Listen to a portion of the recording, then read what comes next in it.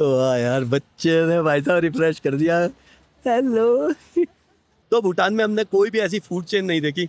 उसका रीजन जाना तो दो तीन रीजन है। एक तो, और ये देखो डुकेर भी ऐसी बना रखी है, अलग ही रंग है दुनिया के। नहीं, ये बेचारे ही मेरे को गालियां बक रहे होंगे। फिर भी ये एक स्ट्रेंज बात है कि एक बुद्धिस्ट कंट्री में इतना ज्यादा, ये ट्रक वाला साइड ही नहीं दे रहा और भगाए जा रहा है। फ्री की जगह नहीं ले जाते, देख लो। हाँ। शायद मैंने दूसरा बंदा देखा है भूटान में जो, और भूटान इमिग्रेशन की एक और बात बताता हूँ जो मुझे पता लगी थी। देखो भाई, बच्चे बिल्कुल सही रिव्यू देते हैं और स्कूल का रिव्यू दे रहा मन्नी भाई, पहले तो बताया नहीं आपने कभी। और यहाँ पर अगर पेट्रोल और डीजल के रेट देखेंगे तो शायद आपको थोड़ा सा शॉक लगेगा। क्या कहना है? फेंथलिंग होता है। फेंथलिंग होता है। एक और आया भाई, मैं देसी आदमी, मैं तुम्हारे जैसे स्कूलों में नहीं पढ़ा भी रहे। भूटान की मिस्टीरियस बातों में एक और बात हमने सुनी है कि यहाँ पर जो गोल्ड के प्राइस हैं, एक अलग नज़ारा है, लोग देखना चाहते हैं, लोग आते हैं यहाँ से। कल शाम को 5 बजे भूटान के इस पारो शहर में पहाड़ों के पीछे से भाई साहब ऐसे बिजली गरजी ना, जैसे सच में कोई ड्रैगन गरजा हो। पुराने ज़माने में लोग ऐसा माना करते थे कि भूटान के इन पहाड़ों के पीछे ड्रैगन रहते हैं और वो उनकी रक्षा करते हैं। और ये भी एक कारण है कि भूटान को the land of the thunder dragon कहते हैं। और भूटान को the land of the thunder dragon मानने के पीछे दूसरा रीज़न है बुद्धिज्म और कल्चर। एक्चुअली भूटान में ड्रुक्पा काग्यू नाम का एक बुद्धिस्ट सेक्ट है जिसका सिंबल ही थंडर ड्रैगन है। ड्रुक का अर्थ होता है थंडर ड्रैगन, और भूटान की पूरी रिलीजियस और पॉलिटिकल आइडेंटिटी इसी ड्रुक यानी ड्रैगन से जुड़ी हुई है। और तीसरा रीजन है नेशनल सिंबल्स। अगर हम भूटान के नेशनल फ्लैग को भी देखें तो एक बड़ा सा व्हाइट ड्रैगन उस पर बना हुआ है जो स्ट्रेंथ, प्योरिटी और प्रोटेक्शन को दर्शाता है। ये 3 मेन रीजन है जिसकी वजह से भूटान को the land of the thunder dragon के नाम से जाना जाता है। तो चलिए आज का दिन शुरू करते हैं ड्रैगन की धरती भूटान पर।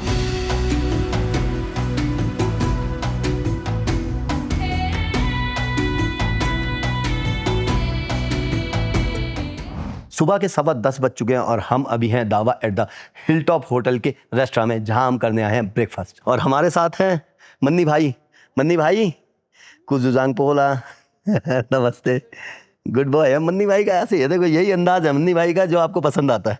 मन्नी भाई जब बोलने लगता है ना तो फिर चुप नहीं होता, और जो चुप होता है तो बोलता नहीं।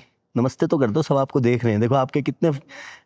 नमस्ते। और ये स्टाफ भाई साहब, अगर आप कभी भूटान आ जाएं और आपको बजट की कोई प्रॉब्लम ना हो और आपको अच्छे होटल में रहना हो तो पारो में ये जो दावा at the hill top hotel है ना, ये बेस्ट है। और मुझे भाई इसी होटल में आके भूटान की फील आई। सच बताऊं तो जो पहाड़, जो व्यूज़ हम देखना चाहते थे भूटान के, हमें भाई यहाँ आकर फील आई इस दावा at the hill top hotel में। तो अगर आपके पास बजट वगैरह, आपको 5 स्टार में रहना हो तो आप इस होटल को प्रेफर कर सकते हैं। बहुत बढ़िया होटल लगा। और फिर कहूँगा कि कोई प्रमोशन वगैरह नहीं है भाई, मैं अपना पैकेज लेके आया था, लेकिन मैंने अपने जो भी होटल्स वगैरह थे वो अपने हिसाब से जो भी पैसे लगे वो एडजस्ट किए थे। तो मैंने इस होटल को देखा था और ये भाई मेरे को लोकेशन की वजह से बहुत पसंद आया था, क्योंकि मुझे जो लोकेशन चाहिए थी वो इस होटल से मुझे मिल रही थी। लेकिन उसके अलावा भाई यहाँ का स्टाफ और यहाँ की जो भी हॉस्पिटैलिटी है ना, बहुत बढ़िया लगी भाई। जब भी हमने कोई ब्रेकफास्ट के लिए रिक्वेस्ट की कि यार थोड़ा लेट खा लेंगे या थोड़ा जल्दी करा दो, तो भाई सारी बात मान ली, इसलिए मुझे बहुत अच्छा लगा। और हमारे साथ हैं जिमी। जिमी जिमी मैं जिमी बोल रहा हूँ, मैंने कह दिया भाई जिमी है हमारा। और ये हमारे गाइड साहब कुछ पोला। और आज मैंने रिक्वेस्ट की, मैंने कहा यार इनका ब्रेकफास्ट भी प्लीज़ दे दोगे, तो उन्होंने कहा ठीक है हम दे देते हैं ब्रेकफास्ट। तो बहुत कम होटल्स में होता है ऐसा कि आपकी बात मान ली जाए। ये एक ऐसा होटल है जहाँ पर भाई हर बात मानी गई, और मतलब जो हमारा भूटान का अब तक का ट्रिप है ना, इस होटल की वजह से बहुत अच्छा हो गया। और ये प्रॉपर्टी जो है ना अभी न्यू ओपन हुई है, और इसके जो भी हेड्स वगैरह थे, मेरे को कल 1-2 मिले, वो सब इंडियंस हैं अपने। तो इंडियंस की जो भी भाई प्रायोरिटीज़ हैं वो बहुत अच्छे से समझते हैं। इंडियन खाना बहुत अच्छा यहाँ पर मिल रहा है, वेजिटेरियन खाना बहुत अच्छा यहाँ पर मिला। तो जो न्यू होटल होता है वो आपकी टेक केयर भी ठीक से करता है, और वहाँ पर हर चीज़ नई होती है। जैसे रूम्स वगैरह हैं बहुत साफ़ सुथरे हैं क्योंकि नए हैं। तो एक ये भी रीज़न था इस होटल को बुक कराने का। मन्नी भाई का चॉकलेट मिल्क शेक मैं ऑर्डर कर देता हूँ खुद ही, है ना। और हमने मंगाई है कोल्ड कॉफ़ी, और हमने बोला था यार हमारे लिए बना देना उपमा, तो उपमा बना दिया इन्होंने। बाकी ब्रेड वगैरह जो नॉर्मल ब्रेकफास्ट होता है, फ्रूट वगैरह, वो यहाँ पर मिल जाता है। और यार मैं ब्रेकफास्ट छोड़ के बाहर आ गया क्योंकि यहाँ से एयरपोर्ट से हो रहा है एक टेक ऑफ, उसको देखने के लिए। ओ फ्लाइट गई यार, क्या बात है। ये भी एक अलग नज़ारा है, पता है आपको, भूटान के एयरपोर्ट पे लैंडिंग देखना और यहाँ से टेक ऑफ देखना, ये भी एक अलग नज़ारा है। क्योंकि यहाँ पर 2 ही जो एयरलाइन है वो ऑपरेट करती है। और लगभग आई थिंक 10 ही जहाज हैं उनके पास, दोनों के पास मिला के, और दोनों भूटान की नेशनल एयरलाइंस हैं। और ये जो एयरपोर्ट है ये इकलौता इंटरनेशनल एयरपोर्ट है भूटान में। एक और एयरपोर्ट है भूटान में जो कि डोमेस्टिक एयरपोर्ट है। भाई साहब देखो, पहाड़ों के नीचे ही दिखे जा रहा है, अभी तक पहाड़ों से ऊपर नहीं हो पाई फ्लाइट। और ये जो है ना भाई साहब, ये दुनिया का दूसरा सबसे डेंजरस एयरपोर्ट है। मैंने शायद लास्ट वीडियो में भी किसी में बताया था। और यहाँ पर टेक ऑफ और लैंडिंग कराने के लिए भी स्पेशल जो है ट्रेनिंग मिलती है पायलट्स को। और जो ये 8 से 10 पायलट हैं वो ही यहाँ पर टेक ऑफ और लैंडिंग करा सकते हैं। दुनिया की कोई और एयरलाइन यहाँ पर नहीं आती, ना ही उतरती। और कहते हैं कि यहाँ के जो किंग साहब हैं उनको भी अगर कहीं जाना हो बाय एयर तो फिर वो ये अपनी नेशनल एयरलाइन का यूज़ करके ही जाते हैं। मतलब जाते तो अलग ही होंगे, बट यही उनके पास एयरलाइन के ही प्लेन है, उनके पास अपना कोई भी अलग से प्राइवेट जेट या प्राइवेट प्लेन नहीं है। चलो यार ब्रेकफास्ट करते हैं। मुझे आवाज़ आई थी, मैंने भाग के गया, मैंने कहा यार ये तो सीन देखना है यहाँ से टेक ऑफ और लैंडिंग का। तो होटल से चेकआउट करने का टाइम आ गया और चेकआउट करते करते एक बात पता लगी है कि यहाँ के जो जीएम साहब हैं वो दिल्ली से ही हैं। मेरे रोंगटे से खड़े हो गए और मुझे मिले मनीष जी है। बात होते होते जा रहा था तो हेलो हुई, और बात होते होते इन्होंने पूछा सर आप दिल्ली से कहाँ से हो। मैंने कहा जी मैं दिल्ली में, मैंने बताया मैं कहाँ से हूँ। कहते मैं भी दिल्ली से हूँ। और सबसे बड़ी बात निकली कि पड़ोसी निकले और मैंने कहा यार जाते जाते मिलना था सर आपने। तो ये जीएम साहब हैं, मनीष साहब यहाँ पर। और बहुत अच्छा रहा जी आपके साथ स्टे, बहुत अच्छा आपका होटल है। थैंक यू आने के और लोकेशन, मेरे को तो देखो लोकेशन सबसे ज़्यादा पसंद आई। 5 स्टार होटल्स में देखो हॉस्पिटैलिटी वगैरह तो अच्छी होती है, लेकिन आपकी लोकेशन और आप लोग, ये अतुल जी हैं, आते ही हमें इन्होंने रिसीव किया था। ये फ्रंट डेस्क मैनेजर है यहाँ पर। और भाई ये भी बहुत अच्छे निकले, इन्हीं से मुझे पता लगा था यहाँ जो है वो इंडियन स्टाफ है। और जाते जाते मनीष जी मिल गए। मनीष जी बहुत शुक्रिया, अच्छा लगा आपसे। और मैं आऊँगा अगेन, अब आऊँगा। अब तो आप सब लोग ऐसे घर के लोग मिले, मेरे माता पिता के साथ मैं टूर करता रहता हूँ, आऊँगा। जी जी जी जरूर, उनके साथ जरूर आऊँगा, क्योंकि आपका फूड वगैरह जो भी था वेजिटेरियन सारा, क्योंकि मेरे मदर वेजिटेरियन है, वो अच्छा लगा। तो जरूर अब दोबारा आएंगे तो और अच्छा लगेगा। ठीक है sir, thank you so much, अच्छा लगा। अच्छा Atul ji thank you so much, thank you so much, thank you ji, thank you. चले मन्नी भाई का फेवरेट होटल था चैंपियन। मन्नी भाई को मजा नहीं आएगा अब। और चलते चलते भाई एक और इंडियन मिले अपने, विनीत बहुगुना साहब, यहाँ पर हेड शेफ हैं। तो सारा स्टाफ ही अपना इंडियन है सर, जितने हेड साहब हैं हमारे, जीएम साहब, सब आप सभी लोग इंडियन हो यहाँ पर। ऐसा भी है, ज्यादातर होटल्स में ऐसा ही है। अच्छा ज्यादातर होटल्स में ही ऐसे है, ओके। चलिए बहुत अच्छा लगा, आपने बहुत अच्छा। बहुत जल्दी आपसे फिर से मुलाकात। जरूर जरूर, मदर फादर के साथ आऊँगा आपके में। ठीक है जी, नमस्ते। फिर से एक फ्लाइट जाती हुई। क्या हुआ? पीछे से कौन सा प्लेन उड़ता है? यही भूटान की स्पेशलिटी है बेटा। चले हम। छोटी इसलिए तो टर्बुलेंस होती रहती है। यहाँ नहीं है टर्बुलेंस। चलो चलते। टर्बुलेंस होती अच्छा चलो। नहीं इंडिया में भी जब ऊपर जा रहे होती नहीं। इंडिया में कुछ नहीं होता, इंडिया की नहीं कहनी, बाहर देशों में बहुत मतलब चालू में नहीं होता। होता है जी, चालू में तो होता है जी, हाँ जी होता है। चले वो वाली इधर तो फुल टाइम होता है, ऐसा लग रहा है जी। नीचे चला। चलो थैंक यू कर दो। See you next time. Okay ji, thank you so much भाई। ये जो भूटानी स्टाफ है ना यहाँ का, ये भूटान के सारे लोग बहुत अच्छे हो आप लोग, ऐसे ही रहना, बहुत शांत, बहुत अच्छे लोग हो आप। का दिन चला।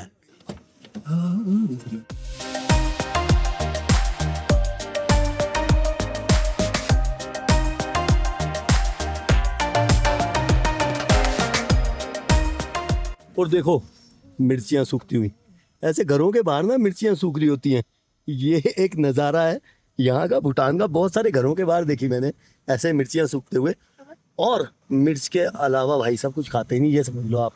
मैंने पूछा कल होटल में भी 1-2 लोगों से जो मुस्लिम थे अपने, मैंने कहा भाई आप लोग क्या खाते हो, तो बोले कि हम तो ईमा दाशी।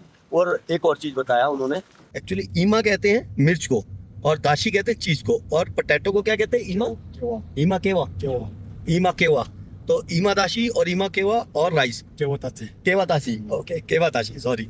तो बोले ईमा ताशी, केवाताशी और राइस, ये हम ज्यादा खाते हैं। और भूटान में भाई साहब मिर्ची के बिना गुजारा ही नहीं है। आप लोग भी यही खाते हो? अभी मिर्ची सुखाने का सीजन है ना अभी। अच्छा मिर्ची सुखाने का सीजन है, तो आने ठंड के लिए सुखा रहे हो, सुखा के खाते हो मिर्ची को? हाँ।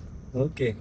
और इंडियन लोग जो हैं वो 1 साल तक यहाँ पर रह सकते हैं काम करने के लिए, परमिट बनता है उनका 1 साल के लिए, फिर वो रिन्यू हो जाता है परमिट। क्योंकि अभी इतने सारे अपने इंडियन लोग मिल गए तो मैंने वो बात भी यहाँ पर पूछ ली कि भाई आप लोगों का कैसे है, आप लोग मतलब अनलिमिटेड टाइम के लिए रह सकते हो यहाँ पर या क्या सीन है। तो उन्होंने बताया कि हम मतलब रह सकते हैं ज़्यादा, लेकिन हर साल हमें जो हमारा परमिट होता है वर्क परमिट वो रिन्यू कराना पड़ता है यहाँ पर।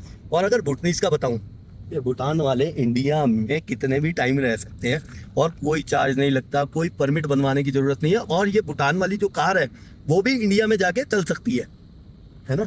सही है, देख लो, भूटानीज के लिए रूल अलग है, इंडियंस के लिए रूल अलग है। हमारा भूटान में तो पब्लिक कम है ना, पब्लिक कम है। हाँ, जहाँ भी जा सकते हैं। तो इंडिया में तो पब्लिक ज़्यादा है और लोग जाएंगे तो वहाँ ज़्यादा हो जाएगी यार। हमारे पास कम है, पब्लिक बुला देते हैं थोड़ी, बोलो आप। भर जाएगा ये खाली खाली रोड, सारे ऐसे दिखेंगे मजेदार। देखो छतों पे मिर्चियाँ सूख रही, कुछ तो छतें वैसी लाल हो रखी है, कुछ मिर्ची भी थी। क्या कह रहा है मंदी भाई, क्या कह रहा है? आधी से ज्यादा मिर्चियाँ लगी है ना, इमदाशी बना देते उससे। ईमादाशी बना देते। भाई मैंने तो ईमादाशी ट्राई की पहले ही दिन और दोबारा हिम्मत नहीं हुई मेरी तो ईमादाशी ट्राई करने की। मन नहीं खाता है ईमादाशी। नहीं खाता, नहीं खाता। नहीं खाता, मैंने तो ट्राई भी नहीं की। क्या बता ट्राई किया? देखते ही नहीं ट्राई करी। केवाताशी ट्राई कर लेना। केवाताशी में भी मिर्च होती है, मिर्च हर चीज में होती है, भुटनीज मिर्च के बिना नहीं है, चल सकते हैं। खाना नहीं खाता। खाना नहीं खाते मिर्च के बिना, मिर्च के बिना खाना नहीं खाते और उसके बाद पान मसाला भी खाते हैं।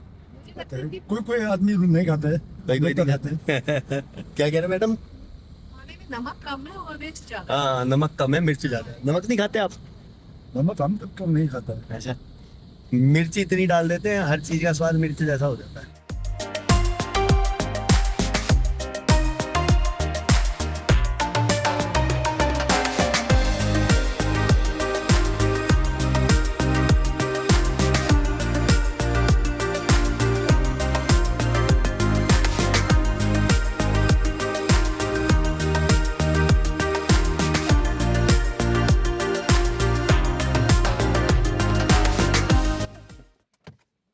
और पारो के एक पॉइंट पर अभी हम रुके हैं जिसको कहते हैं बर्ड आई व्यू, यहाँ पर जहाँ से एयरपोर्ट का खूबसूरत नज़ारा दिखता है और जो रनवे है वो दिखता है। भूटान का जो ये एयरपोर्ट है 7000 फीट की ऊंचाई पर है और दुनिया में बहुत कम ऐसे एयरपोर्ट हैं जो इतनी ऊंचाई पे हैं। इसके अलावा जो ये रनवे है ये सिर्फ 1.9 किलोमीटर लंबा है जो कि बहुत कम है। और कहते हैं कि यहाँ पर ऑटो पायलट से लैंडिंग नहीं हो सकती, मैनुअल ही सिर्फ लैंडिंग होती है इस एयरपोर्ट पर। और बहुत चैलेंजिंग रहता है क्योंकि ये बिल्कुल देखो आप घाटी के बीच में बना हुआ है एयरपोर्ट और मौसम जो है वो यहाँ का कभी भी बदलता रहता है, कभी भी बदल सकता है। और एयरलाइन जो है वो देखो आप दो, और एक यार यहाँ पर पर्सनल जेट भी खड़ा हुआ है। ये कहीं भाई हो सकता है राजा जी का हो, मैंने तो ऐसा सुना था कि राजा जी जो हैं वो पर्सनल जेट वगैरह यूज़ नहीं करते, जो नेशनल एयरलाइन है उसी का यूज़ करते हैं। बट यहाँ पर एक है कोई पर्सनल जेट, किसका है मुझे नहीं पता क्या है ये। बाकी एक खूबसूरत नज़ारा एयरपोर्ट का पारो पे। और वो देखो वो जो छोटे वाला जेट था वो जा रहा है। Do you know whose plane is this? No? And your king he has some planes or no? Personal? No? Okay. So ये पता नहीं इनको भी किनका प्लेन है। तो किंग साहब का कोई पर्सनल प्लेन नहीं है, ये ऐसा गाइड साहब ने बताया और ये सही बता रहे होंगे। और 2 ही एयरलाइन है मैंने आपको बताया था जो ऑपरेट करती हैं भूटान में, एक है भूटान एयरवेज और एक है ड्रुक एयर। हम रुके थे टेक ऑफ देखने के लिए प्लेन का, लेकिन वो फिर पार्क कर दिया, यहाँ से निकाला और उधर पार्क कर दिया। और पीछे जो है वो है पारो जोंग। जोंग आपको बताया था फोर्ट्रेस को कहते हैं, किले को कहते हैं, और मोनेस्ट्री भी होती है at the same time, monastery और किला दोनों होता है। तो ये है पारो जोंग। ओ मन्नी भाई फास्ट फूड वो देख बर्गर लगा हुआ है यार। और हमने भाई यहाँ पर बहुत कम शॉप्स वगैरह देखी जिनमें कोई बर्गर हो, कुछ ऐसा मिल रहा हो, बर्गर पिज़्ज़ा टाइप। पिज़्ज़ा तो देखा ही नहीं, बर्गर तो फिर भी देख लिया। है क्या कोई प्लान बर्गर खाने का? है जी, है पेट में जगह थोड़ी सी? Okay let me ask. अच्छा बहुत टाइम हो गया बर्गर खाए। मन्नी के घर के पास तो बर्गर किंग, KFC, मैकडी सब कुछ एक ही लाइन में है ना? नहीं, डोमिनोज अलग है। डोमिनोज अलग लाइन में है? डोमिनोज पहले आता है फिर तीनों आते हैं। डोमिनोज भी आता है ना वहाँ पर? डोमिनोज थोड़ा दूर पीछे आता है, थोड़ा पीछे आता है। तो मन्नी के घर के पास सब कुछ है और यहाँ पर नहीं मिला भाई मन्नी को कुछ भी। ऐसा पूछ लेते हैं। कुछ जांकोला नमस्ते, कैसे हैं आप? You have burger? या cheeseburger. चीज बर्गर चीज बर्गर चीज नहीं खाता। चीज नहीं खाता वेज बर्गर वेज बर्गर। इन्होंने लिखा हुआ है वेज बर्गर लेकिन वेज बर्गर चलो कहीं और देखते हैं ठीक है। और भूटान में हमने कोई भी मैकडी पिज़्ज़ा हट बर्गर किंग कोई भी ऐसी फूड चेन नहीं देखी उसके पिज़्ज़ा हट नहीं है हमारे पास। हमारे घर के आसपास थोड़ी ना नहीं है पिज़्ज़ा हट। है ना पिज़्ज़ा हट थोड़ा दूर है। खुलवा देंगे कोई बात नहीं हम खोल लेते हैं पिज़्ज़ा हट हाँ। मन्नी को ऑनर बना देंगे मन्नी तो ऑनर हो गई मन्नी बैठा करेगा वहाँ पिज़्ज़ा हट पे है ना आधे पिज़्ज़ा तो खुद ही खा जाएगा पिज़्ज़ा तो नहीं खाता। पिज़्ज़ा हट के नहीं खाता किसके खाता डोमिनोज ओके। तो भूटान में हमने कोई भी ऐसी फूड चेन नहीं देखी उसका रीज़न जाना तो 2-3 रीज़न है। एक तो कल्चर एक हेल्थ कल्चर में ये कहते हैं कि हमारा कल्चर ख़राब हो जाएगा कि हम ये वेस्टर्न फूड वगैरह को ले आएंगे तो हम अपना ही खाना खाएंगे ठीक है। दूसरा हेल्थ कॉन्शियस रहते हैं लोग के भाई ये जो फास्ट फूड वगैरह खाएंगे तो हेल्थ ख़राब होगी। और तीसरा रीज़न उन कंपनियों ने ही बना लिया है कि यार यहाँ पर सिर्फ 8 लाख आबादी है उसमें से भी कहते हैं कि भूटान के 8 लाख लोगों में से भी 1 लाख लोग जो हैं वो विदेशों में काम करते हैं और 7 लाख की आबादी में भी जो अलग अलग शहर हैं उनमें इतनी पॉपुलेशन नहीं है कि ये जो फूड चेन्स हैं इनको कोई फ़ायदा हो सके। तो ये भी एक रीज़न है यहाँ पर मैकडी वगैरह ऐसी कोई भी चेन ना होने का। लो भाई लोग देखो आते हैं यहाँ पर टेक ऑफ और लैंडिंग देखने के लिए। एक कार और रुकी हमारे अलावा हाँ और अभी टेक ऑफ हो रहा है। ये कौन सी है डुकेयर दोनों के पीछे जो है टेल पे ड्रैगन ही बना हुआ है और छत पे देखो सारे सोलर पैनल लगे हुए हैं लेकिन इसकी जो छत है वो तो हरी है यार। हमारी जो गाइड थी वो कह रही थी जो भी गवर्नमेंट से रिलेटेड चीज़ें हैं उनकी सबकी जो छत है वो लाल है और जो ग्रीन जो छतें दिख रही हैं वो सब प्राइवेट हैं लेकिन इसकी तो ग्रीन है ये तो गवर्नमेंट से रिलेटेड ही एयरपोर्ट। और टेक ऑफ होते हुए एक प्लेन यार ये भी आपको पता है एक अलग नज़ारा है लोग देखना चाहते हैं लोग आते हैं यहाँ से। ये डुकेयर है ये ऊपर गया है प्लेन। ये तो ऊपर गया हाँ ये वाला प्लेन ऊपर गया बाकी तो नीचे ही रह गए थे है ना। Let's go.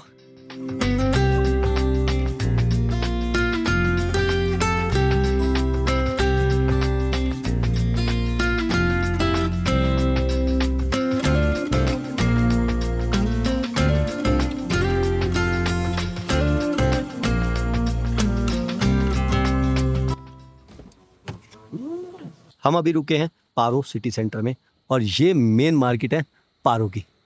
भूटान वाली क्या मेरी तो टी शर्ट्स ओके चल आ लेते हैं यार। मन्नी का फेवरेट स्केचर्स नहीं है। नहीं है अब कौन सा हो गया फेवरेट बदल गया फेवरेट अब क्या है फेवरेट अब तो मन्नी प्यूमा पहन रहा है आजकल।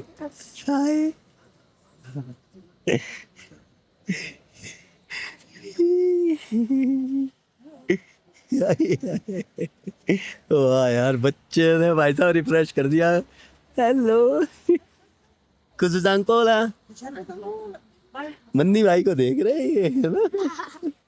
और हम आए हैं शॉप में open now Yes, sir. Thank you can we purchase now right Yes, yes. Thank you how much for this T shirt 500 check कर लो देख लो बड़ी साइज 1500 से 500 हो गई यहाँ पे नीचे आते ही साइज देखने बड़ी। Fix price I'll give some discount, sir. Okay so what will be the final price You can give for 450. 450 Yes, sir. Okay थोड़ी बहुत बार्गेनिंग हो जाती है यहाँ पर। और मैंने एक और चीज़ देखी है बुद्धिस्ट कंट्रियों में बहुत जगह गणपति जी को पूजा जाता है। भूटान की अगर बात करूँ तो यहाँ पर लगभग 20 से 22% हिंदू कम्युनिटी है लेकिन थाईलैंड में हिंदू सिटीजन्स वहाँ पर शायद है ही नहीं। वहाँ पर भी मैंने बहुत जगह देखा गणपति जी की मूर्तियाँ बड़ी बड़ी लगी होती हैं। सोवेनियर शॉप में कोई भी ऐसी चीज़ मिली नहीं जो ले सके और हम आगे जा रहे हैं पारो टाउन को घूमने के लिए। और पारो टाउन कल शाम को बहुत खूबसूरत लग रहा था लाइटिंग वगैरह में बहुत अच्छा लगता है। ज़्यादातर जो है हैंडीक्राफ्ट वगैरह की और सोवेनियर शॉप्स हैं और रेस्टोरेंट दिखे अभी तक तो। मन्नी यहाँ पर मिल जाएगी आजा देखते हैं। और ये बहुत भरी भरी सी सोवेनियर शॉप है यहाँ पे बहुत कुछ मिल रहा है।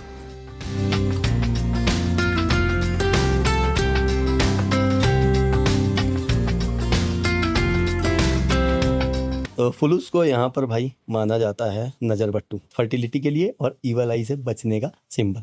और ये देखो डुकेयर भी ऐसी बना रखी है अलग ही रंग है दुनिया के। नहीं हमने 3 टी शर्ट ले ली हैं 2 मन्नी भाई की 1 यश भाई की और कार्ड से पेमेंट हो सकती है यहाँ पर लेकिन 3% एक्स्ट्रा चार्ज लगेंगे कार्ड पर, और यूपीआई से अगर पेमेंट करनी है तो 2.5% एक्स्ट्रा चार्जेस लगेंगे। Indian cards will work here, any card, master, visa, any card? Yes. Okay, and American express? Yes, sir. Yes, okay. American express कई जगह काम नहीं करता, लेकिन हाँ क्रेडिट डेबिट कार्ड यहाँ पर काम कर रहे हैं, यूपीआई भी काम कर रहा है। कैश इज़ द किंग भाई। और इंडियन करेंसी और नगुल ट्रम जो है वो पैक्ड है एक दूसरे से, मतलब एक इंडियन रुपीस का एक नगुल ट्रम होता है। सही बात है? Thank you madam, thank you so much. चले मन्नी भाई, चेहरे पे हंसी आई। शॉपिंग में बड़ा मजा आता मन्नी को, है ना? राजा बाबू है। उधर कहाँ जा रहे हो? अपना माल मिलते ही इधर चलो, अच्छा थोड़ा और बाजार भी देख लें। कुछ और नहीं लेना, बस हो गया काम? मेरा हो गया फेंको बस। मन्नी का काम होती चल देता। बड़ा कलाकार है भाई मन्नी। अभी बर्गर पिज़्ज़ा क्या? पिज़्ज़ा, पिज्जा नहीं, बर्गर खाने पे। अरे जो मिल रहा खा ले। नहीं वैसे तो कुछ मत खाया ऐसी फास्ट फूड आइटम्स, बट यार लौंडे का पेट ही नहीं भर रहा, तो पिज़्ज़ा विज़्ज़ा जो मिल जाए ले लेना है। बर्गर बर्गर बर्गर हैं? बर्गर बर्गर, यहाँ पे फोटो ही लगी हुई है मन्नी, मुझे लग रहा है। और सिटी सेंटर में मैंने आपको बताया ज़्यादातर जो शॉप्स हैं वो खाने पीने की हैं और ये स्वीनियर्स की हैं। उसके अलावा बहुत सारे होटल्स भी हैं, और जितनी भी शॉप्स हैं ना यहाँ पर सब ट्रेडिशनल स्टाइल में हैं। क्या मिल गया? क्या दिखा? टाइगर नेस्ट पेंटिंग ले लें? कल लेके कैसे जाएंगे? हाँ यही तो है। पेंटिंग बहुत खूबसूरत है और प्राइस भी बहुत ही खूबसूरत है। पता की है अंदर जाके 36,000 था प्राइस इस पेंटिंग का।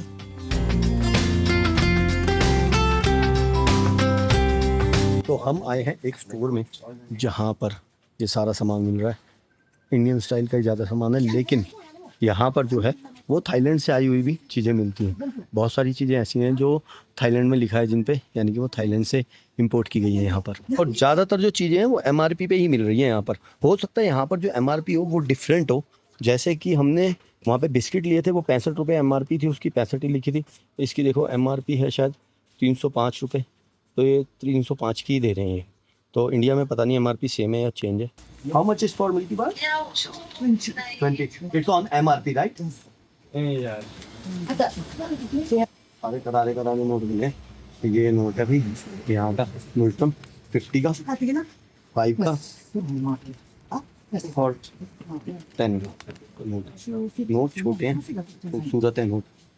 पीछे योंग बने हुए हैं, आगे जो इंसान की फोटो है। 5 का बड़ा सुंदर नोट है, पता है, रख लेते हैं करेंसी संभाल के। और एक और बात जो सुनी थी, कहते हैं कि भूटान ने जो है वो प्लास्टिक बैन कर रखा है, लेकिन यहाँ पर हर जगह पॉलीथीन में ही चीज़ देते हैं। और चीज़ें जो प्लास्टिक की जैसे इंडिया में यूज़ होती हैं ऐसे ही यहाँ पर बहुत यूज़ हो रहा है। बस ये है कि प्लास्टिक की चीज़ों को जगह जगह फेंका नहीं जा रहा, गंदगी नहीं मचाई जा रही। तो ये चीज़ पूरी तरह सही नहीं निकली कि भूटान में जो है प्लास्टिक पूरी तरह से बैन।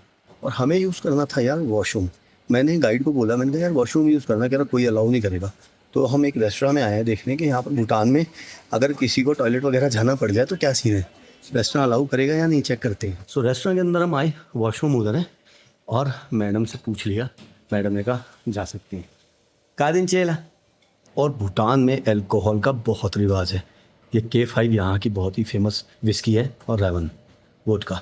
और रैवन जो है वो नेशनल बर्ड भी है भूटान का। उसके अलावा ये लागर और ड्रुक, ये भी बहुत फेमस है यहाँ भूटान में भी, और अब तो दिल्ली में भी ये मिलने लग गई हैं। जो भूटनीस बियर है वो दिल्ली में भी फेमस हो रही है। खाने पीने की बात करूँ तो ये मेन्यू है इस रेस्टोरेंट में, और लगभग यही खाना पीना जो है वो मिलता है भूटान की ज़्यादातर जगहों पे। देखो नूडल चाउमीन का बहुत रिवाज है यहाँ पर। और भूटनीस डिशेज देख लो, pork pa rice, pork chilli rice. Bhutan की हर लोकल डिश में राइस ज़रूर देखने को मिलता है, और इनका जो राइस है ना वो रेड राइस है, और कहते हैं बहुत ही हेल्दी होता है। किसी भी देश में हम टूरिज़्म के लिए आते हैं ना, तो ये टॉयलेट वगैरह भी एक नेसेसिटी होती है, तो हमें पता होना चाहिए कि ये ज़रूरी काम किस तरह से वहाँ के ट्रेडिशन में होता है। तो हमें तो अलाउ कर दिया यहाँ पर रेस्टोरेंट में। और एक और आपको बात बताता हूँ भूटान के बारे में जो थोड़ी सी स्ट्रेंज है। भूटान जैसे कि आपको मैंने पिछली वीडियोस में बताया कि एक बुद्धिस्ट कंट्री है, लेकिन यहाँ पर अल्कोहल जो कंजप्शन है वो एशिया की बहुत सारी कंट्रियों से काफ़ी ज़्यादा है। और यहाँ पर हर साल बहुत सी जो मौतें हैं वो लीवर ख़राब होने की वजह से हो जाती है, जिनकी मुख्य वजह है अल्कोहल। और अल्कोहल को WHO ने और भूटान की जो हेल्थ मिनिस्ट्री है उसने हेल्थ क्राइसिस के रूप में डिक्लेयर कर रखा है। हालांकि यहाँ पर अल्कोहल कंजप्शन की जो एज है वो 18+ ही है और कंट्रीज़ के अलावा, लेकिन फिर भी एक स्ट्रेंज बात है कि एक बुद्धिस्ट कंट्री में इतना ज़्यादा अल्कोहल लिया जाता है कि वहाँ पर बहुत सारी मौतें हर साल अल्कोहल की वजह से हो जाती हैं। नमस्ते, कैसे हो आप लोग? ठीक हो? कैसा चल रहा टूर? बहुत अच्छा। हम लोग साथ साथ ही ट्रैवल कर रहे हैं काफ़ी दिनों से, है ना? कहीं ना कहीं मिलते जा रहे हैं एक दूसरे को। Yeah we were in the tiger nest also. आप इंडिया में कहाँ से हैं? बैंगलोर। चलिए, नमस्ते। We are from New Delhi. Yeah देखो, मुझे कहीं कोई इंडियन मिलते ना, मैं तो नमस्ते कर लेता हूँ, सामने वाले जवाब दे ना दे, लेकिन मोस्टली पीपल जवाब देते हैं। और भूटान में आपको एक और चीज़ मिलेगी, जब आप भूटान आएंगे तो आपके साथ बहुत से ऐसे ट्रैवलर टूरिस्ट होंगे जो आपको लगभग हर जगह मिलेंगे, क्योंकि एक सेट सा प्लान होता है कि भाई हाँ, आज यहाँ पे पारो आए, कल टाइगर नेस्ट जाएंगे। क्योंकि जैसे हम पुनाखा से आए थे तो हमें लग गए थे 3 से 4 घंटे आई थिंक, तो सबको ही इतना टाइम लगता है। और फिर यहाँ पर आकर थकान हो जाती है, क्योंकि पहाड़ी रास्ते हैं, थकान की वजह से लोग आराम करते हैं और अगले दिन घूमते हैं। तो सबकी लगभग एक जैसी आइटनरी होती है और एक जैसी जगह पे जाते हैं, तो आपस में जो टूरिस्ट हैं वो भूटान में मिलते रहते हैं। पारो टाउन हमने देख लिया और अब हम जाने लगे हैं आगे। कहाँ चल रहे हैं भाई? फुनचुलिंग। तो भाई यहाँ से हम जा रहे हैं वापसी फुनचुलिंग। फुनचुलिंग जो है वो भूटान का बॉर्डर टाउन है, भूटान और इंडिया के बीच में, और दूसरी तरफ पड़ता है जयगांव, एक तरफ पड़ता है फुनचुलिंग। तो हम यहाँ से जाने लगे हैं अभी Phuentsholing. How far is Phuentsholing? How many kilometre? How many kilometres? 180 kilometre के आसपास यहाँ से पड़ेगा फुनचुलिंग, और लगभग 5 घंटे लग जाएंगे हमें पहुँचने में। उसकी वजह है कि भूटान के जो रोड है भाई वो बहुत ज़्यादा जिगजैग वाले हैं, और अभी तक हमने जितना भी ट्रैवल किया हर जगह भूटान के जो रोड थे काफ़ी अच्छे मिले। कई जगह थोड़े टूटे फूटे रोड मिले, लेकिन ज़्यादातर वहाँ पर प्रॉब्लम थी लैंडस्लाइड में।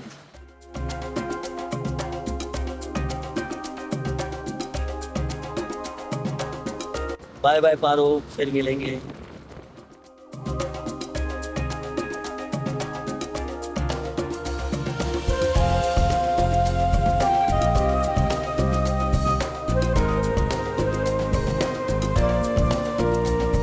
Bro, we haven't seen Paro Yong. Yes. Yeah. Free की जगह नहीं ले जाते, देख Because low. you said that you are not feeling well and you stay at the hotel. हाँ, भाई जहाँ पे टिकट नहीं लगनी ना वहाँ नहीं लेके गए गाइड साहब हमें। जहाँ पर टिकट लगनी थी सारी जगह गए हम। तो पारो योंग अगर जाएंगे तो वहाँ पर कोई टिकट नहीं लगती। Paro Dzong is free. Paro Dzong free था, वहीं नहीं गए, बाकी सारे योंग्स में गए जहाँ जहाँ टिकट लगनी थी। और ये है पारो की एयरपोर्ट बिल्डिंग पास से। अगर हम बाय एयर आते हैं तो पारो ही इंटरनेशनल एयरपोर्ट है, मैंने आपको पहले भी बताया, तो पारो ही रुकेंगे। और अगर बाय एयर आने का प्लान है भूटान में तो पारो को ही बेस बनाया जा सकता है, थिम्फू ना रुकें। पारो को बेस बनाकर थिम्फू एक दिन में आना जाना हो सकता है, और पुनाखा के लिए भी लोग एक दिन में आना जाना कर सकते हैं, लेकिन पुनाखा एक रात रहा जा सकता है जाके पारो से। बट थिम्फू अगर जाना है तो पारो को ही बेस बनाए। पारो से थिम्फू होके 1 घंटे का रास्ता है थिम्फू का, 1 से सवा घंटे में जाना आना हो जाएगा। वहाँ के जो साइट सीन्स हैं वो देख लें और वापसी पारो अपने होटल में आ जाए। इससे 2 फ़ायदे हैं, एक तो चेक इन चेकआउट के पंगे से बचते हैं हम लोग, दूसरा पारो बहुत खूबसूरत है। पारो में जो भूटान की फ़ील आती है असली, और अगर आप एयरपोर्ट से आना जाना करेंगे तो फिर आप पारो में ही होंगे तो आसान रहेगा एयरपोर्ट से आना जाना। फुनचुलिंग 139 है और पारो से 48 किलोमीटर है थिम्फू। और हा वैली भी एक बहुत ही फेमस जगह है भूटान में, वो है पारो से 62 किलोमीटर की दूरी पर। हा वैली, फोबजिका वैली, कुछ और भी ऐसे डेस्टिनेशन हैं भूटान में जहाँ बहुत लोग जाते हैं और जो बहुत फेमस हैं और जो बहुत ही खूबसूरत भी हैं। लेकिन फैमिली के साथ थे और रोड ट्रैवल और पहाड़ों का ट्रैवल बहुत ज़्यादा था, इसीलिए अभी हमने ये 3-4 जगह पे ही ट्रैवल किया। नेक्स्ट टाइम हम आएंगे तो ट्रैवल करेंगे बाकी जगहों पे भी, और नेक्स्ट टाइम मैं सोच रहा हूँ कि हम एक ग्रुप में आएँ। तो जो भी लोग भाई भूटान आना चाहते हैं वो मेरे को इंस्टाग्राम पे कांटेक्ट कर सकते हैं, हम साथ में भूटान आ सकते हैं। और भूटान यार कुछ अलग जगह है, कुछ सच में मिस्ट्री तो है ही है, हर चीज़ में मिस्ट्री है। जैसे ही हम बॉर्डर से एंट्री करते हैं तो इमिग्रेशन में इतने सारे सवाल दिमाग में होते हैं, इतनी सारी बातें दिमाग में होती हैं कि वो ही समझते समझते सारा दिन सा निकल जाता है। तो खैर मिस्ट्री तो है ही, खूबसूरती बहुत है, शांति बहुत है भूटान में, लोग बहुत अच्छे हैं भूटान के। तो भूटान हम आ सकते हैं, मज़ा आएगा, भूटान में कुछ अलग है। तो भाई इंस्टाग्राम पे मुझे मैसेज करते हैं, प्लान करते हैं, अच्छा सा बढ़िया जगह रहेंगे, बढ़िया खाएंगे, बढ़िया घूमेंगे। शायद मैंने दूसरा बंदा देखा है भूटान में जो स्मोक कर रहा हो, और भूटान में जो है पब्लिकली स्मोक अलाउड नहीं है, और मैंने भी नहीं देखा भाई किसी को स्मोकिंग करते हुए पब्लिक एरिया में कहीं भी भूटान में। इनफैक्ट मैंने स्मोकिंग करते लोग ही नहीं देखे यहाँ पर, एक दो लोग देखे, अभी एक ये देखे थे भाई यहाँ पर पीछे स्मोक कर रहे थे, और एक आधा और मैंने शायद थिम्फू में देखे थे।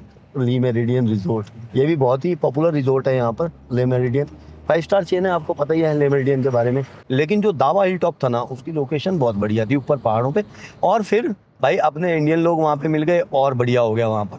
मेरे को देखो जहाँ भी इंडियन वगैरह मिल जाते हैं, मेरा आपको पता ही है मैं ऐसे ही प्यार से लोगों से बात करता हूँ, इंडियन मिल जाए तो मेरी खुशी थोड़ी दुगनी हो जाती है। गाय और डॉग्स जैसे हमारे इंडिया में होते हैं ना, ऐसे ही मैंने देखे भाई यहाँ पर पूरे भूटान में गाय रोडों पे होती है, और कुत्ते बहुत सारे यहाँ पर भाई, बहुत स्ट्रीट डॉग देखे मैंने यहाँ पर।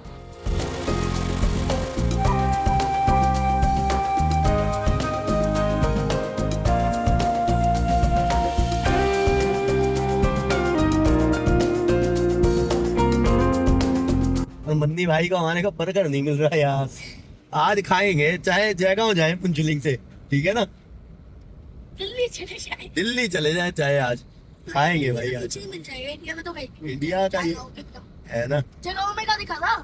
कहीं ना कहीं मिलेगा। देखा इंडिया की यही तो ब्यूटी है मन्नी यार, इंडिया में सब कुछ मिलता है। देखा आई ना याद इंडिया की 4 दिन में बेटे, इंडिया जैसा देश दे भाई है। गर्मी में आपको कहाँ गर्मी लगती है, आप तो सारा टाइम ही एसी में रहते हो, स्कूल भी एसी, फैन भी एसी, घर भी एसी।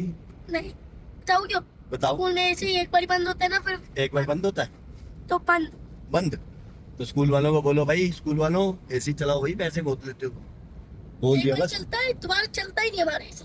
ओ तेरी, देखो भाई बच्चे बिल्कुल सही रिव्यू देते हैं, और स्कूल का रिव्यू दे रहा मन्नी भाई। पहले तो बताया नहीं आपने कभी, पहले नहीं होता था ना, पहले नहीं होता था। लास्ट डे की बात है। तो भाई हम बोलेंगे स्कूल वालों को कि भाई स्कूल के एसी मत बंद करो, लड़के को गर्मी लगती है। भूटान में नहीं लग रही गर्मी, ठंड है यार। ट्रैफिक पुलिस है और सेफ्टी के लिए खड़ी है, क्योंकि सड़क बन रही है बीच में।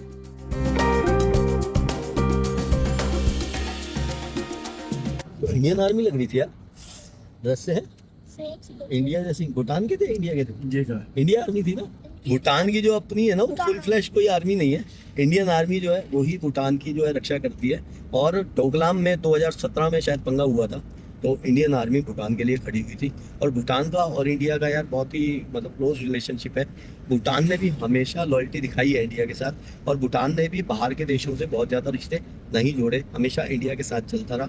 और कुछ समय पहले तक जो भूटान की फॉरेन पॉलिसीज वगैरह थी वो भी इंडिया वाले ही देखते थे, बट अभी भूटान जो है अपनी फॉरेन पॉलिसीज को खुद देखता है, हाँ, बट इंडिया की सलाह से चलता रहता है। और इंडिया और भूटान का बहुत ही गहरा रिश्ता है। खेती हो रही है, और जैसे अपने वहाँ गुड्डे लगा देते हैं ना, यहाँ भी बहुत सारे ऐसे पॉलिथीन वगैरह लगाते हैं। क्या चिड़िया खा जाती है? ये क्यों लगाते हैं? बर्ड्स की वजह से। ये जंगल का सुअर है ना, सुअर? हाँ, ये भी अच्छा। आता है। जंगली सुअर भी आता है। नाका यहाँ से 110 किलोमीटर है क्या, फुनचुलिंग 129 रह गया।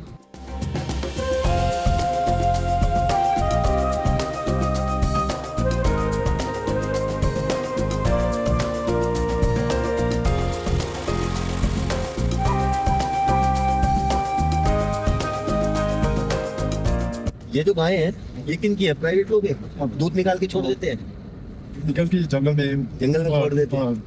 छोड़ देते हैं। खाने के लिए खुद भी खिलाते हैं, रोक के खुद भी खिलाते हैं। खुद भी खिलाता है। तो एक्सीडेंट वगैरह हो जाएगा रोड पे? नहीं होगा, नहीं होगा, आराम से चलाते हैं, भीड़ भड़का कम है। गाड़ी ज्यादा स्पीड चलाने के अलाउड नहीं है ना। अच्छा, यहाँ पे स्पीड लिमिट कितनी है? 60 से ऊपर नहीं जा सकते। 60 से ऊपर नहीं जा सकते। अच्छा, और चालान?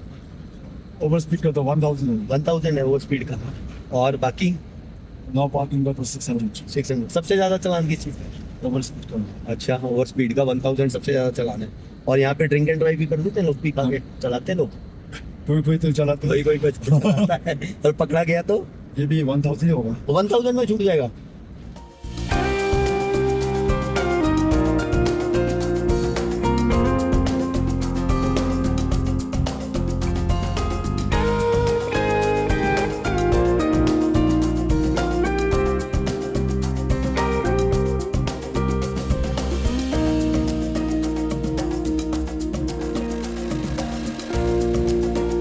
और पारो से आते हुए ये एक ऐसा टी पॉइंट बनता है जहाँ पर लेफ्ट को जाएं तो आ जाता है थिम्फू और राइट को जाएंगे तो पहुंच जाएंगे हम पुंचुलिक।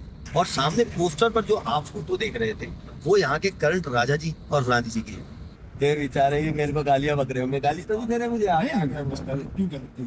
अब भाई मैंने 5 मसाला दिखा दे रहा, और क्योंकि यार स्मेल चढ़ती है बहुत ज्यादा ना 5 मसाला की। अब ये छप्पर में एक दूसरे को चैनी खैनी दे रहे हैं निकाल के। और अगर भूटान की बात करें तो भूटान एक कॉन्स्टिट्यूशनल मोनार्की है। इसका मतलब होता है कि जो स्टेट हेड है, जो देश के हेड है, वो तो राजा है, लेकिन देश को जो है वो गवर्नमेंट के द्वारा चलाया जाता है। ये भूटान आर्मी है, इंडियन आर्मी है? Indian army. अभी 8 से 10 पहले गई थी, 2-3 ये गई, शायद हो सकता है पीछे भी कुछ आ रही हो।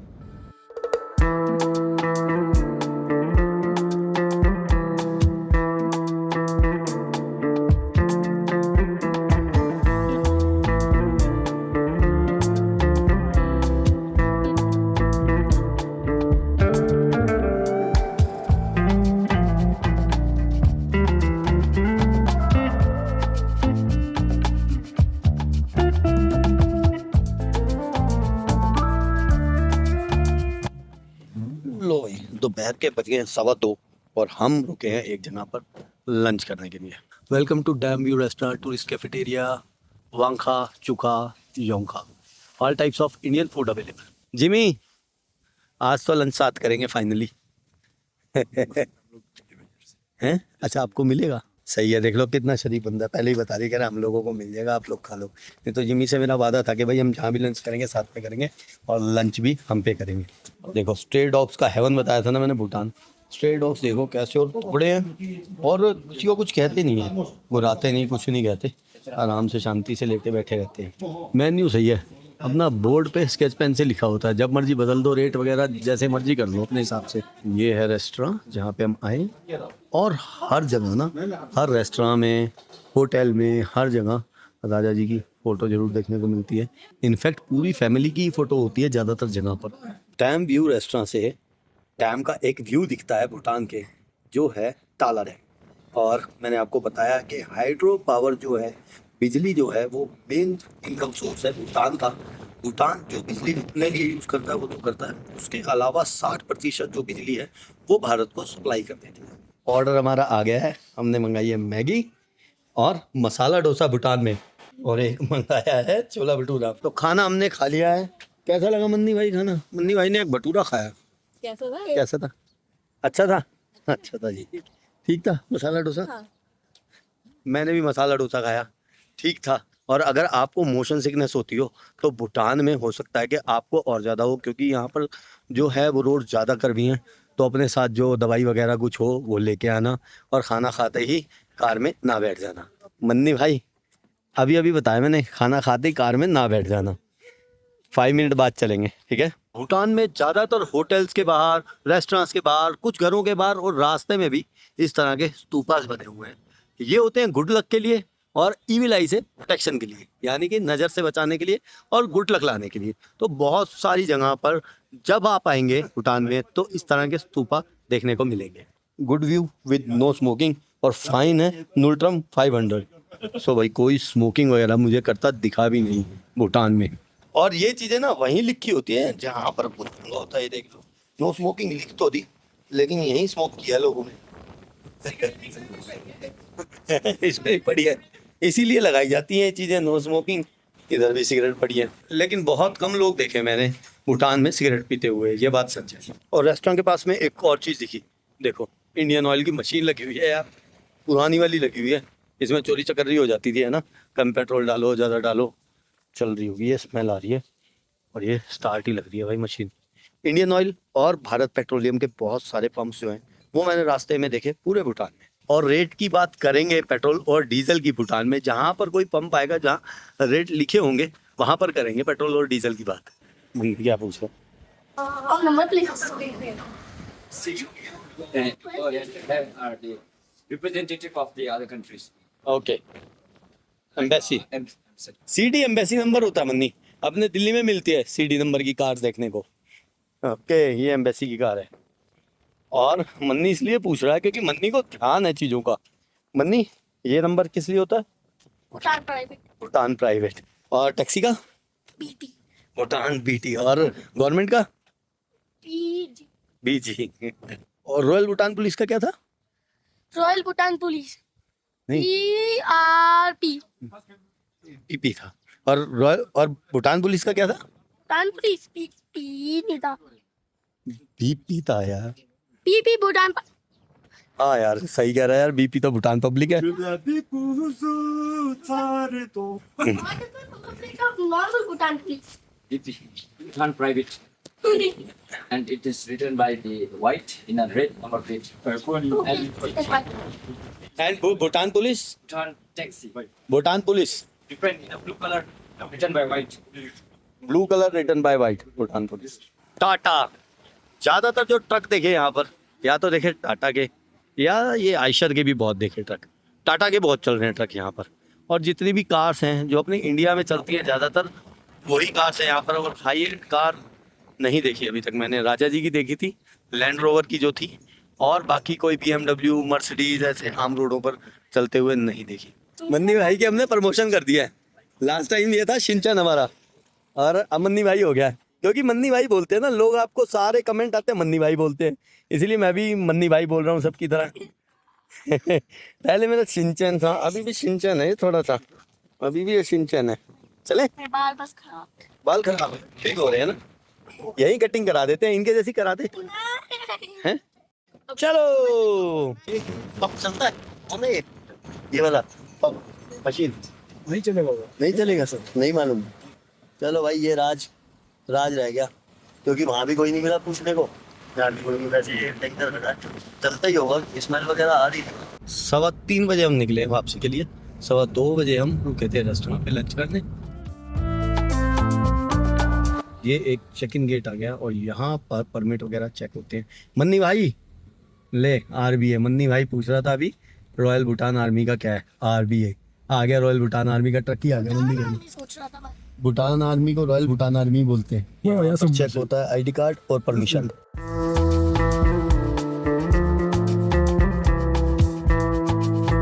ये ट्रक वाला साइड ही नहीं दे रहा और भगाए जा रहा है तेज, मतलब जैसे रेस लगा रहा हो ऐसे कर रहा है। पहली बार भूटान में किसी को देखा है कि जो रैश ड्राइविंग कर रहा हो, नहीं तो सब लोग अच्छे से गाड़ी चला रहे हैं, एक दूसरे को साइड दे रहे हैं। ये भाई बिल्कुल, भाई ध्यान से चलो, ये थोड़ा बंदा टेढ़ा है। चलो भाई निकालिए।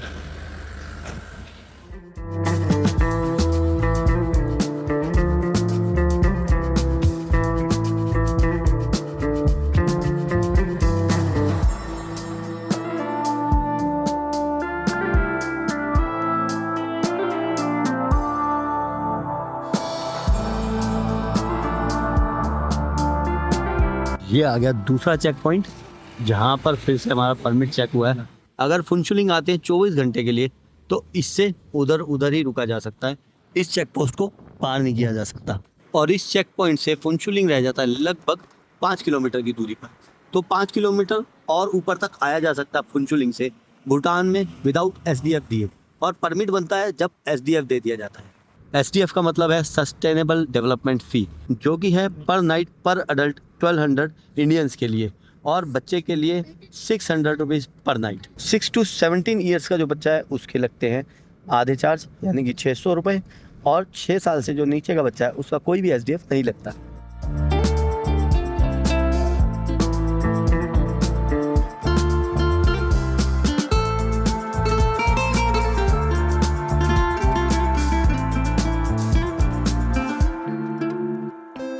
पहुंच गए हम फुनचुलिंग।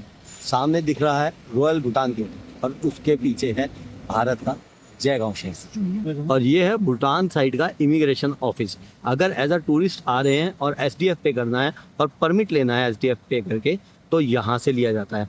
ये ऑफिस खुला होता है सुबह 7 बजे से रात के 10 बजे तक। लो भाई चेकिंग हो रही है, और वेस्ट बंगाल की जो गाड़ियाँ गई हैं उनका तो कुछ चेक किया परमिट वगैरह।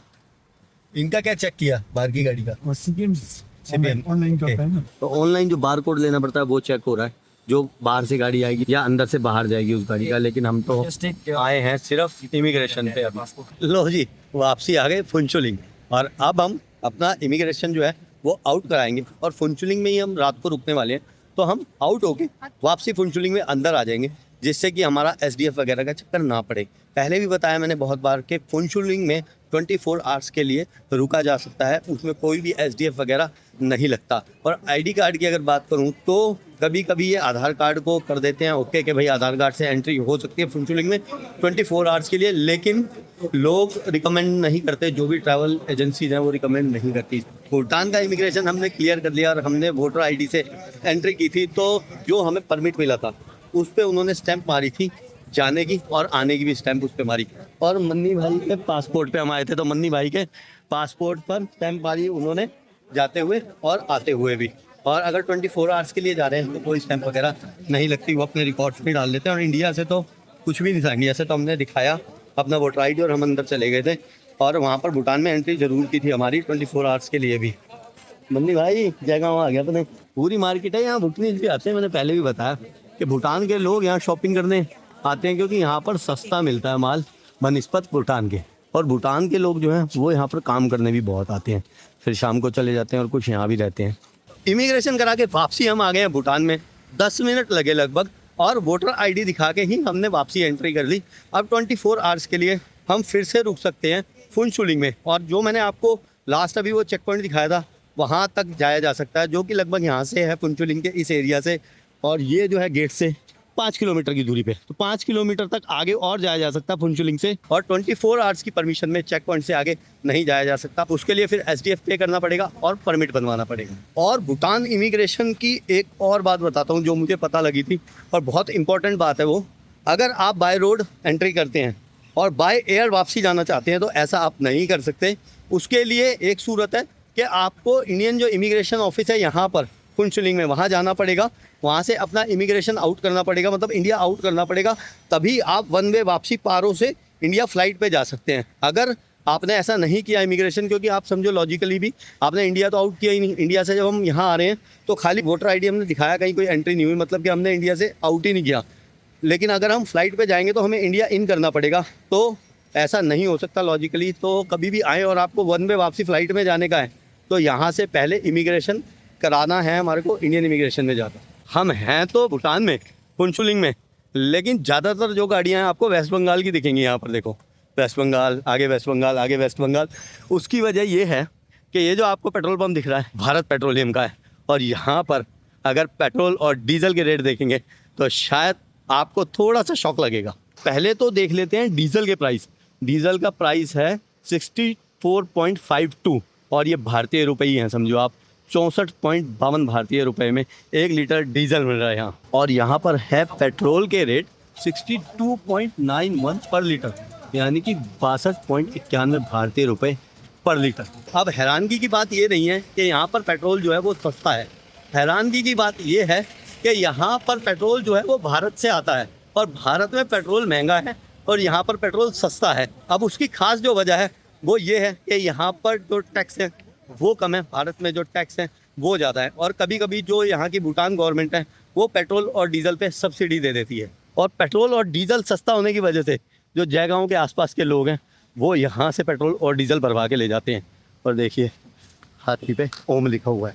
और भारत के जयगांव बॉर्डर से भारतीय कार को अंदर लाने के लिए सिर्फ ऑनलाइन CPMS लेना पड़ता है, जो कि बिल्कुल फ्री है, और 24 आवर्स के लिए यहाँ पर फुनचुलिंग में कार लाई जा सकती है। तो भारत वाली साइड में जो लोग जयगांव के आसपास रहते हैं वो लोग आते हैं भूटान वाली साइड में फुनचुलिंग में, पेट्रोल और डीजल अपनी कारों में डलवाते हैं और चले जाते हैं वापसी। और फुनचुलिंग में हम रहने वाले हैं अभी 2 रातें और, तो इसलिए हम जा रहे हैं अभी अपने होटल। और भूटान इमिग्रेशन की एक और मिस्ट्री बताता हूँ आपको।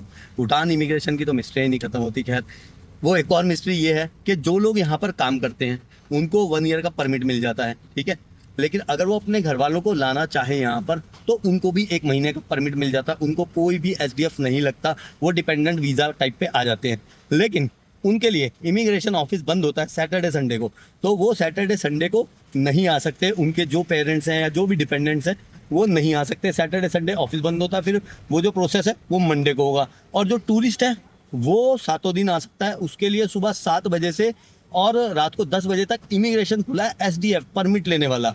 और जो ये 24 आवर्स वाला इमिग्रेशन है वो 24 आवर ही खुला है, तो कभी भी आया जाया जा सकता है। फुनचुलिंग की साइड 24 घंटे रुका जा सकता है, बाहर जाया जा सकता है। लेकिन अगर SDF बनवाना है और परमिट लेना है आगे कहीं जाने के लिए, पारो थिम्पू और कहीं जाने के लिए, तो उसके लिए सुबह 7 बजे से रात के 10 बजे तक ही इमिग्रेशन ओपन रहता है। और वापसी हम उसी होटल पे आ गए हैं, तारा फेंडलिंग पे, जहाँ पर हम रहे थे पहली रात को जब हम पहुँचे थे फुनचुलिंग। क्या कहना है? फिंटलिंग होता है। फेंटलिंग होता है। एक और आया भाई, मैं देसी आदमी, मैं तुम्हारे जैसे स्कूलों में नहीं पढ़ा भी रहे यार, प्रोनाउंसिएशन ऐसे ही। अब क्या करें यार, नहीं पता लगता है दुनिया भर के नाम। अब ना तो मैं फ्रेंच हूँ, ना स्पेनिश हूँ, ना कुछ हूँ। थोड़ी बहुत आजकल के बच्चों को फ्रेंच स्पेनिश आ जाती है, तो हम अगर उस बात को प्रोनाउंस नहीं कर पाते ढंग से ना, फ्रेंच नेम को, स्पेनिश नेम को, तो कमेंट बहुत आते हैं ऐसे नहीं होता, वैसे नहीं होता है। और इंग्लिश नेम को भी भाई हमारे से हिंदी नेम रमेश, सुरेश, वो पूछो यार, मनोज, वो पूछो यार नाम कहाँ, थॉमस क्या होता है हमें नहीं पता यार। उनके नामों की अगर हम प्रोनाउंसिएशन सही ना कर पाए तो हमारे घर के बच्चे भी हमें टोक रहे हैं। बताओ यार, ये हालात हो गए। मन्नी दादा, हम इसलिए लाए थे आपको, हैं? अब हमारी बेइज्जती करोगे? मन्नी अच्छा बच्चा है भाई, मन्नी पढ़ाई में बहुत अच्छा है और मैं तो मन्नी की बहुत अच्छी है। नमस्ते जी, कैसे हैं आप? ठीक है, कुजुदान पोला, नमस्ते। फिर आ गए हम आपके पास। कैसे हैं आप? ठीक है, ऑल गुड। बहुत अच्छा रहा हमारा भूटान भी। हाँ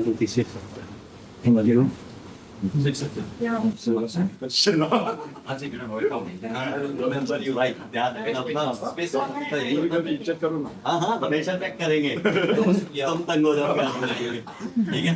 ख्याल रखना अपना, मैसेज वगैरह करते रहना, ठीक है? खुश रहो, खुश रहो, ठीक है? Take care. और एक गुटखा कम खाना, मसाला, ठीक है? थोड़ा कम हुआ, थोड़ा कम प्रोवाइड कम कर देते हैं, ठीक है? भैया को याद करोगे ना? कभी कभी याद करो। Okay, Safe flight. Thank you. कोई माफ कर देना, ठीक है? हमारा तरफ से भी माफ कर दीजिए। पिछली बार बहुत अच्छा रहा। इस बार कौन सा रूम है अपना? 411 411। लास्ट ओ, लास्ट है पता जी। नहीं, हम पहले भी तो आए थे, वो भी तो यही था। यही था बेटा, यही था। लेकिन अभी इतने सारे होटल्स में चले गए ना, आपको याद ही नहीं आ रहा कौन सा क्या था, है ना? ये ना 411, वही हमारी सामान है भाई। मैं सोचा इतना सामान कैसे रास्ते में पड़ा है। ओके, सो अब की बार रूम है ये। ओ, ये तो पहले वाले से बिग रूम है मन्नी भाई, और अच्छा रूम है ये, है ना? दो बेड है। हाँ हाँ हाँ। नहीं, ये बेड ये आपका है ना, एक पे आप, एक पे मैं, और मम्मी सोएगी। मम्मी और तू, मैं लोग कैंटीन से बोल वॉशरूम देख ले। अच्छा, करने जा रहे हो? मुझे लगा वॉशरूम दिखा रहे हो। तो ये है वॉशरूम, खूबसूरत रूम। और होटल का रिव्यू पहले ही हमने देखा था, ठीक बढ़िया था होटल में। यहाँ पर इनका स्टाफ वगैरह बहुत बढ़िया था, इसीलिए हमने अगेन इसी होटल में आना डिसाइड किया। और यहाँ से व्यू, ये तो दीवार का व्यू आ गया। और इस साइड से व्यू देखें, ओके, यहाँ से व्यू ठीक है। लास्ट रूम का भी हमारा यही व्यू था मैम साहब, इस साइड से तो। हाँ, आगे वाला ही रूम था, इसके नीचे वाला रूम था लास्ट हमारा ना, तो सेम व्यू था। आसपास जो है भाई वो शॉप्स वगैरह बहुत सारी हैं। वैसे तो होटल में ही सब कुछ मिल जाता है, लेकिन आसपास काफ़ी सारे रेस्टोरेंट और शॉप्स हैं, और मार्केट भी बिल्कुल पास में ही है। जितने भी होटल हैं ना फुनचुलिंग में, वो हैं गेट के आसपास ही, वॉकिंग डिस्टेंस पे ही हैं। लेकिन अब हमने इस होटल को पहले चुना था, इस बार भी फिर हमें ठीक लगा तो हमने दूसरे में जाने का रिस्क नहीं लिया, तो यहीं आ गए हम तारा फेंडलिंग में। और फुनचुलिंग में अंदर आने के बाद क्रॉस हो जाती है भारत की बाउंड्री, और यहाँ पर है एक ड्यूटी फ्री शॉप, जो भूटान ड्यूटी फ्री शॉप है। अगर कभी आप आ जाएं तो ये शॉप है सामने, भूटान जो गेट है वो उधर दिखेगा। भूटान गेट से इधर आके सामने वाली गली में है ये शॉप। मतलब अगर आप सीधा निकल गए तो शायद मिस कर जाएंगे, तो उस तरफ है भूटान गेट। भूटान गेट से जब फुनचुलिंग में अंदर सीधा आते हैं तो थोड़ा सा लेफ़्ट लेके ये नॉर्दर्न ट्रेडर्स के साथ में, या ये होटल की निशानी लगा लो, तो भाई कोई जिनको शौक़ हो अल्कोहल वगैरह का या ड्यूटी फ्री का, तो वो यहाँ पर आके भूटान ड्यूटी फ्री से शॉपिंग कर सकते हैं। अल्कोहल के अलावा मिलती है यहाँ परफ्यूम भी, और ड्यूटी फ्री में आकर दिखते हैं 2 रेट। अब 2 रेट ये इसलिए हैं क्योंकि एक है ड्यूटी फ्री का रेट, और एक जो रेट है यहाँ पर वो है नॉर्मल रेट। तो अगर जो लोग ड्यूटी फ्री में नहीं ले सकते, जिनके पास परमिट वगैरह नहीं है, वो लोग स्टैंडर्ड रेट पर बाय कर सकते हैं अल्कोहल। और भी जो चीज़ें हैं सब पर ऐसे ही डबल रेट लिखा हुआ है। और अगर ड्यूटी फ्री रेट्स पे परचेज़ करना है तो चाहिए परमिट, जो हमें मिलता है SDF पे करने के बाद। अगर हम 24 आवर्स के लिए आ रहे हैं फुनचुलिंग में, भूटान में, तो हम ये लेकर परचेज़ नहीं कर सकते ड्यूटी फ्री में विदाउट SDF दिए, फिर हमारे को लगेगा ये वाला रेट। और अगर भूटान ड्यूटी फ्री से कुछ परचेज़ करना है तो यहाँ की जो टाइमिंग्स हैं वो है सुबह 10 बजे से लेकर शाम 7:30 बजे तक। और अगर पासपोर्ट नहीं भी है तो वोटर आईडी से भी यहाँ से शॉपिंग की जा सकती है। और उसके अलावा आपके परमिट की या आपके पासपोर्ट की या वोटर आईडी कार्ड की फ़ोटोकॉपी आपके पास होनी चाहिए। भूटान की मिस्टीरियस बातों में एक और बात हमने सुनी है कि यहाँ पर जो गोल्ड के प्राइस हैं वो कुछ ज़्यादा ही सस्ते हैं। चलो ये भी चेक कर लेते हैं कि कितने सस्ते हैं गोल्ड के प्राइस भूटान में। तो हम एलबी ज्वेलरी शॉप के अंदर आ गए हैं और भैया हमारे मिले हैं। भैया क्या शुभ नाम है आपका? मेरा एलबी विश्वास। एलबी विश्वास, आपकी नाम से शॉप? अरे वाह, मालिक साहब हो आप हैं। तो भैया से हमने गोल्ड का रेट पता किया। भैया क्या रेट है गोल्ड का आज 24 कैरेट का यहाँ पर भूटान में? अभी इधर 1 तोला का 1,45,000 है। 1,45,000। और इंडिया में कितना है आपको पता हो तो? इंडिया में आपको 1,40,000। 1,40, मतलब इंडिया में सस्ता है यहाँ से गोल्ड? अच्छा, तो लोग तो कहते हैं कि भूटान में सस्ता है। ड्यूटी फ्री में है वो सस्ता, डॉलर लेके। और कितना ले सकते हैं हम वहाँ पर ड्यूटी फ्री में, कुछ पता? कितना भी गोल्ड ले लें? अच्छा, और यहाँ से कितना ले सकते हैं हम आपसे इंडियन मनी में? हम लोग इनमें से ऑर्डर देना पड़ेगा, जितना मर्जी चाहिए ले सकते हैं, लेकिन इंडिया से महंगा है। और आपके यहाँ पर जो मेकिंग है वो क्या चार्ज लेते हो आप? हम लोग 1 ग्राम का 500 लेता है। 500 मेकिंग पर ग्राम, मतलब 5,000 हो गया पर तोले का, है ना। चलो भाई, ये है सोने के रेट यहाँ पर, जो कि बहुत ही एक र्यूमर था कि भूटान में बहुत सस्ता है सोना, भूटान में बहुत सस्ता है। तो भूटान में कोई बहुत सस्ता नहीं है, बल्कि इंडिया से रेट महंगा ही है। और जिस शॉप पे अभी हम खड़े हैं शायद ये सबसे बड़ी शॉप होगी यहाँ पर गोल्ड की, क्योंकि जितनी भी शॉप्स दिखी उनमें यही सबसे बड़ी दिखी मुझे तो। चलिए, बहुत अच्छा लगा मिलके आपसे, बहुत खुश रहे आप, चलती रहे आपकी दुकान, खूब तरक्की करो आप लोग। और तोला जो होता है वो यहाँ पर 10 ग्राम से ज़्यादा का होता है, इसीलिए जो रेट थे वो 1,45,000 रुपये तोला कह रहे थे, लेकिन तोला यहाँ पर 11 पॉइंट समथिंग ग्राम्स का होता है। तो अगर 11 पॉइंट समथिंग ग्राम से लगा रहे थे तो भी इंडिया में सोना सस्ता है। और ड्यूटी फ्री पर यहाँ पर मिलता है सोना भी, और सोने का प्राइस है ये 20 ग्राम का $2,538। और अगर सोना चाहिए तो फिर $, से ही परचेज हो पाएगा, कोई कार्ड वगैरह कुछ नहीं चलेगा, फ्लैक्चुएट करता है यस। तो अभी अक्टूबर में तो ये रेट है। और जो गोल्ड लेना हो अगर, तो वो टाइमिंग है सुबह 10 बजे से दोपहर के 3 बजे तक सिर्फ। और शनिवार इतवार वो भी बंद रहता है। तो सोमवार से शुक्रवार तक मिलता है, सोम से शुक्रवार तक gold, morning 10 to 3 PM and Friday till Friday, Monday to Friday close. Okay. और गोल्ड के बारे में एक और बात पता लगी है कि गोल्ड लेने के लिए कोई SDF या परमिट की ज़रूरत नहीं है, डायरेक्ट आकर भी गोल्ड लिया जा सकता है। और अगर इंडिया के हिसाब से बताएं तो 5 से 6 हज़ार रुपये का आज अक्टूबर 2025 में फ़र्क है पर तोले पे। मतलब अगर भारतीय रुपए में बात करूं तो 1,12,000 रुपये का तोला पड़ेगा। ये 89 से लगा रहा हूँ मैं $, को। तो अराउंड फ़र्क है 5 से 6 हज़ार रुपये का पर तोले में, भूटान में और भारत में सोने के भाव में। लेकिन जब हम बाहर निकल रहे थे भूटान इमिग्रेशन से, तब वहाँ पर सख्त लिखा हुआ था कि सोना ले जाना मना है। इंग्लिश में लिखा था, बट बड़े बड़े बोर्ड लगे हुए थे, आते हुए एंट्री करते हुए भी जयगांव से फुनचुलिंग में, और फुनचुलिंग से जयगांव में बाहर जाते हुए भी। और भूटान में बहुत सारी जगह पर ड्रुक PNB बैंक लिमिटेड भी मैंने देखा, your partner in growth. PNB जो ये वाला है, ये अपने वाला ही PNB है, पंजाब नेशनल बैंक ही है। ये बैंक यहाँ पर एस्टेब्लिश्ड हुए थे सन 2008 के लगभग, और इसमें जो है PNB का हिस्सा है 51%, और उसके अलावा जो यहाँ के लोकल इन्वेस्टर्स वगैरह हैं उनका हिस्सा है। चेक इन करने के बाद हम आए हैं होटल के रेस्टोरेंट में, जहाँ पर हम करने वाले हैं डिनर। डिनर में है वेज सूप, सैलड, अचार, स्टीम्ड राइस, नान और मिक्स वेज। वेजिटेरियंस के लिए मैंने पहले भी बताया कि बहुत बढ़िया भाई भूटान। अगर आप वेजिटेरियन हैं तो कोई दिक्कत नहीं आने वाली खाने पीने की। ये आलू बैंगन, दाल मखनी और खीर। इसके अलावा अगर नॉन वेजिटेरियन कोई है तो नॉन वेजिटेरियन के लिए भी अलग से सेक्शन है यहाँ पर, जहाँ पर है चिकन बटर मसाला। चिकन बटर मसाला, टी कॉफ़ी ये सुबह ब्रेकफास्ट के लिए होता है, बाकी तो ब्रेकफास्ट का है। तो ये है एक बहुत ही संतुलित सा और बहुत ही बढ़िया डिनर यहाँ पे होटल में। चलो डिनर करते हैं। तो ये था हमारा सफ़र पारो से फुनचुलिंग तक। होप आपको ये वीडियो पसंद आई होगी, और कुछ इन्फॉर्मेशन अगर मिली हो तो वीडियो को लाइक कर देना और शेयर कर देना, और चैनल को भी सब्सक्राइब कर देना।